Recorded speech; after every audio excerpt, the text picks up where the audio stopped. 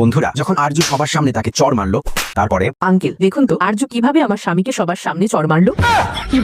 Uncle হাত দেবেন না, ব্যথা করছে। এবার তো যা ই হোক, আমি আরজুর সঙ্গে অজয়ের বিয়ে কখনোই হতে দেবো না।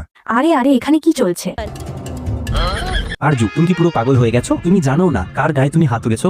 এত চেঁচিও না। তুমি হয়তো জানো না সে আমাদের পার্টির বিশেষ অতিথি, আর তুমি তাকে অপমান করেছো। এতে আমার কোনো দোষ নেই। সে একটু বেশি লাফাচ্ছিল, তাই আমি একটা চড় বসিয়ে দিয়েছি। চুপ করো, কোম্পানির মিস বস আসছেন, তাড়াতাড়ি প্রস্তুত হয়ে যাও। কি চলছে এখানে? সবাই ঝগড়া করছো কেন? ম্যাম, এরা সবাই আমাকে খুব বিরক্ত করছে। আমি আপনার নাতি অজয়কে খুব ভালোবাসি এবং ওকে বিয়ে করতে চাই, কিন্তু এরা সবাই চায় না যে আমার বিয়ে ওর সঙ্গে হোক। আমার থেকে আলাদা করতে চাইছে। এই মেয়ে, তুমি বুঝতে পারছো না তুমি কত বড় ভুল করে ফেলেছো? তুমি আমাদের বিশেষ অতিথিদের অপমান করেছো। এখানে এখন তোমার কোনো সম্মান নেই, বেরিয়ে যাও এখান থেকে। তুমি শুনতে পাচ্ছ না? বেরিয়ে যাও এখান থেকে। আমাকে বিরক্ত করো না, না হলে আমি তোমাদেরকে দিনের বেলায় চাঁদ দেখাবো। আমি অজয়কে ভালোবাসি। আমাদের ভালোবাসার মাঝখানে কেউ আসতে পারবে না।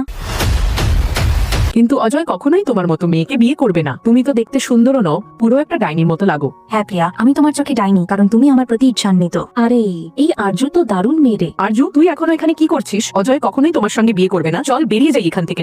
না, আমি এখানেই থাকবো আর বিয়েটাও করবো অজয়ের সঙ্গে। তুই কি করবি শুনি? না, হবে না, হবে না তোমার বিয়ে অজয়ের সঙ্গে। আমি থাকতে তা কোনোভাবেই হতে দেব না। আরে এখানে কি হচ্ছে?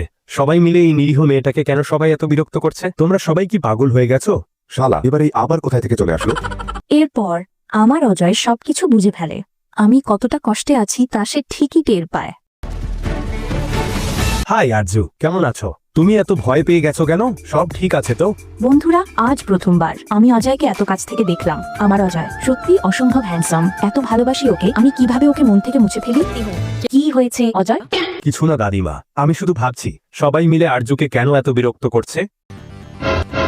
সবাই ভালো করে শুনে রাখো, আরজুর বিয়ে হবে শুধু আমার নাতি অজয়ের সঙ্গেই। দাদিমা, আপনি এদের বুঝিয়ে দিন, এবার যদি কেউ আমাকে বিরক্ত করে তাহলে আমি কাউকে রেহাই দেব না, সোজা ধোলাই হবে। আরজু বেটা, ভয় পেও না, অজয় এখন তোমারই। বিয়ে তোমার অজয়ের সঙ্গেই হবে। ধন্যবাদ দাদিমা। হাই অজয়। হ্যাঁ হ্যাঁ, কি বলবে? এখন তো আমি শুধু আরজুরই। আরজু বেটা, কেউ যদি তোমাকে বিরক্ত করে তুমি সরাসরি অজয়কে জানাবে। চলো এখন তোমরা দুজন একটু ঘুরে এসো। দাদিমা, আপনি আমার মনের কথা বুঝেছেন, তার জন্য ধন্যবাদ। জলি না, তেরি ভি জলি না।